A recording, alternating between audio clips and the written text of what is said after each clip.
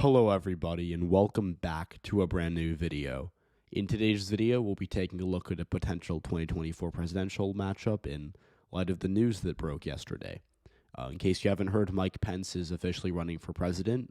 He is obviously the former vice president and the former governor of Indiana, and so he's another Republican throwing his hat into the ring who is an interesting candidate. I don't think he's likely to get the nomination, but I do think that he is in the top three GOP candidates in terms of probability, obviously a distant third between Trump and DeSantis. And so I don't really think he has a viable path to winning that nomination as of right now, but I do want to look at a potential nationwide matchup of him and Biden. And so while I fill out the safe states, I just want to say my apologies for the lack of uploads over the past week. Obviously, if you're in high school like me, it's finals week.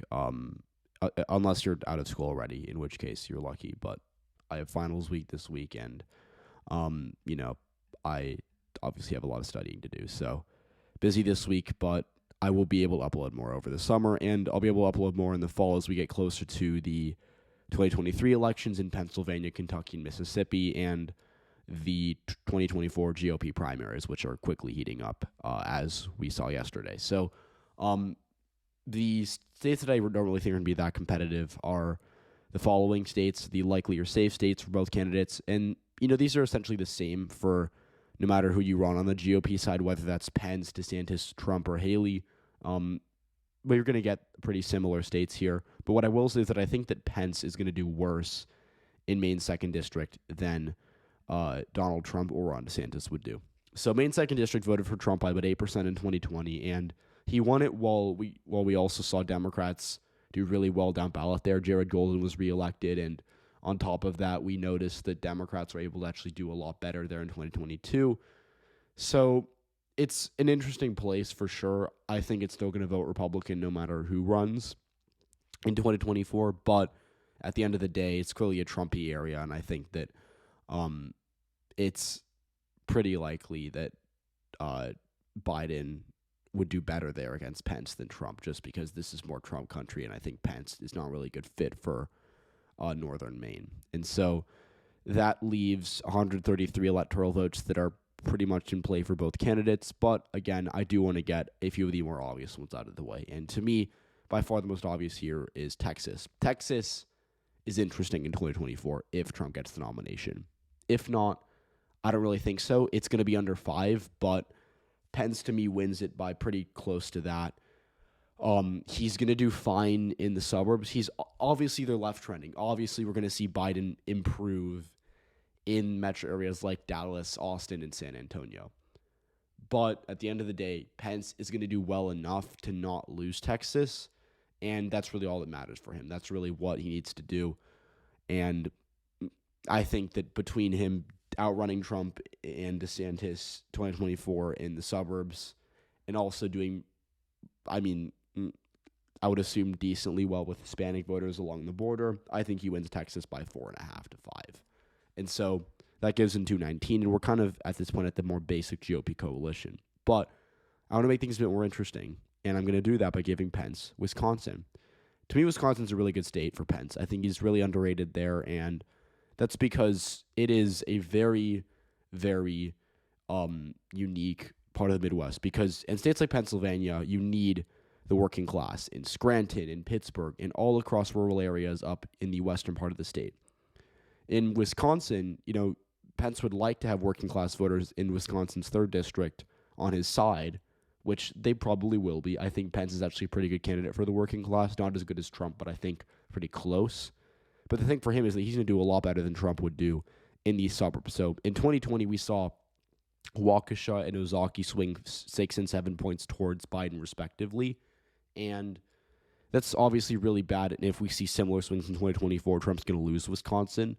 But Pence, on the other hand, I think can do a lot better with these voters. We saw in 2022 that they are willing to split their ticket. They voted for Tony Evers, but also preferred Ron Johnson at the Senate level.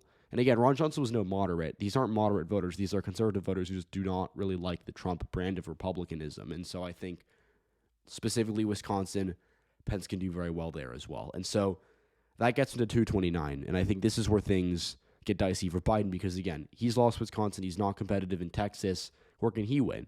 And I think the best place to start is Michigan. Michigan, I think, would be very, very close. It would be about a 2-point win for Biden, but I'm going to give it to him because, again, it's a bluer state. He won it by 3 in 2020. We saw Democrats do really well there in 2024 or 2022, and in 2024, you'd expect them to continue that. Democrats have been doing well in Michigan for the past 6-7 years because they've been able to increase their margins in the suburbs while also, holding on to working class areas. They've been losing states like Ohio and Iowa and Wisconsin to an extent because they have not been able to hold on with working class voters. And in Michigan in 2022, we saw Rachel Whitmer win back Macomb County, which voted for Trump. We saw Democrats win, House seats like Slotkin and Kildee, which are in very working class centric areas. And so, Pence is a good candidate for the Midwest. I really think he is, but the issue for him here is in Michigan specifically is that he doesn't have enough to do or to win it. I think in a best case scenario he'd win it, but this is a prediction, not a best case, and I think that he, just doesn't have the math to win Michigan in a normal scenario. And so that brings us to North Carolina because North Carolina I think is the good place to start in the South specifically of these Sun Belt states.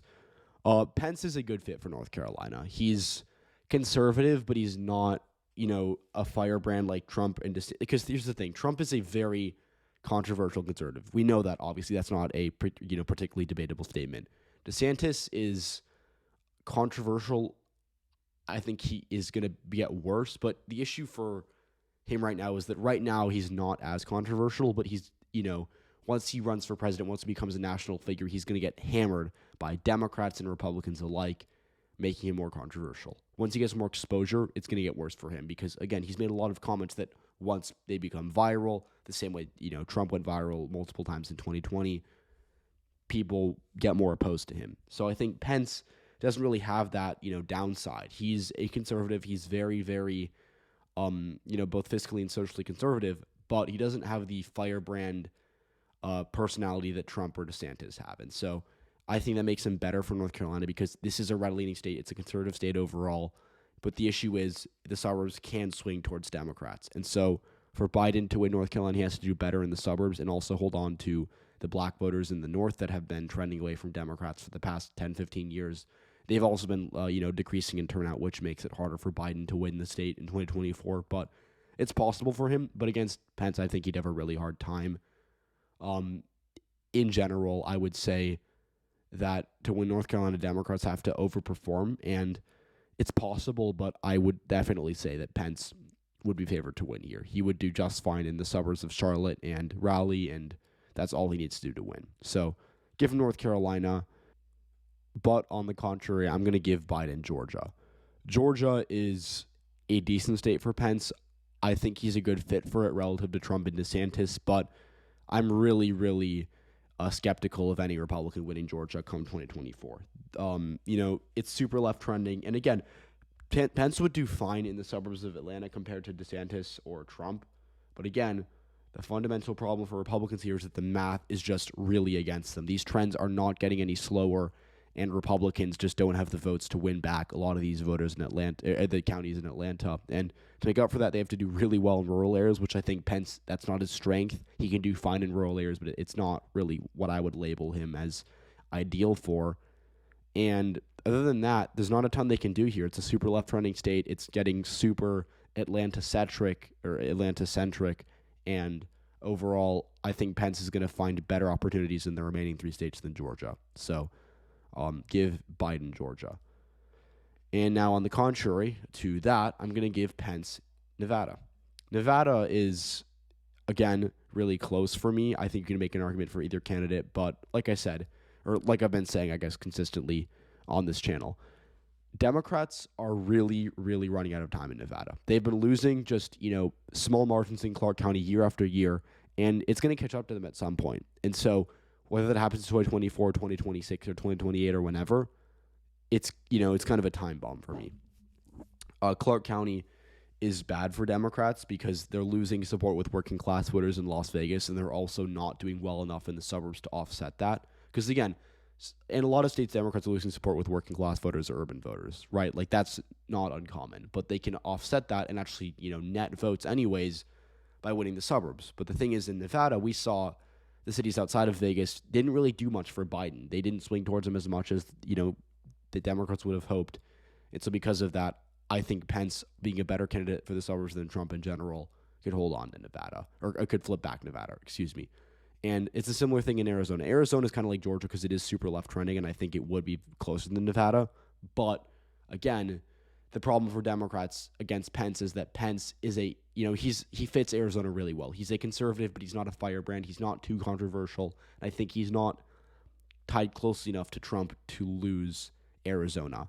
It's a conservative state, fundamentally it still is. I know it voted blue in 2020 and 2022, but it's a conservative state. Socially, especially economically too, these are voters that don't really like high taxes and they don't really prefer,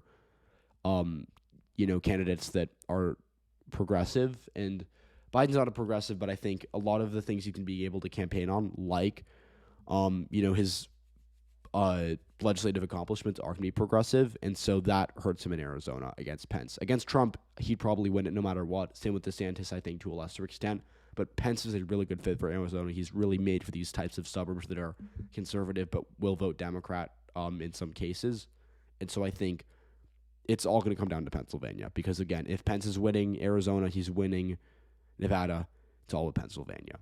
And it's really an either way argument, but I do want to make it interesting. I do want to, give the GOP a victory here at some point because my last few predictions have had Democrats winning everything. And that's obviously fair. I'm not just doing it for no reason, but I do want to make things interesting here. And I think Pence, I'll give him Pennsylvania for today because I think the math is certainly there for him. We saw Democrats really perform well in the suburbs of Philadelphia in 2022, but to be a bit of a contrarian, that could be kind of an illusion. We saw Fetterman perform well in Chester, Montgomery, and Bucks, but you could easily argue that it was because of Doug Mastriano just bombing statewide for Republicans. And we also, of course, saw Dr. Oz being just a really bad candidate. We saw his favorability tank everywhere.